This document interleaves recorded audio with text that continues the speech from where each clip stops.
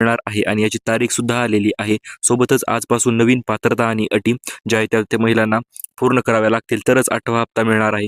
त्याच्याविषयी देखील माहिती आपण पाहणारच आहोत. त्यामुळे चॅनलवर जर नवीन आलेला असाल तर चॅनलला लगेच सबस्क्राईब करा, व्हिडिओला लाईक करा, जेणेकरून अशा पद्धतीचे नवनवीन अपडेट यूट्यूबवर तुम्हाला सर्वात अगोदर पाहायला मिळतील. तर आज दिनांक आहे 29 जानेवारी 2025. म्हणजे आतापर्यंत महिलांना 6वा आणि 7वा हप्ता तर मिळालेलाच आहे, परंतु आता 8वा हप्ता मिळण्यासाठी काही महत्त्वपूर्ण गोष्टी तुम्हाला कराव्याच लागणार आहेत. या गोष्टी जर तुम्ही केल्या नाहीत तर मग मात्र तुम्हाला ₹1 सुद्धा मिळणार नाही. त्यामुळे हे लक्षपूर्वक व्हिडिओ संपूर्ण पहा, जेणेकरून तुम्हाला कुठल्याही प्रकारची अडचण किंवा उशीर होणार नाही 8वा हप्ता मिळण्यासाठी.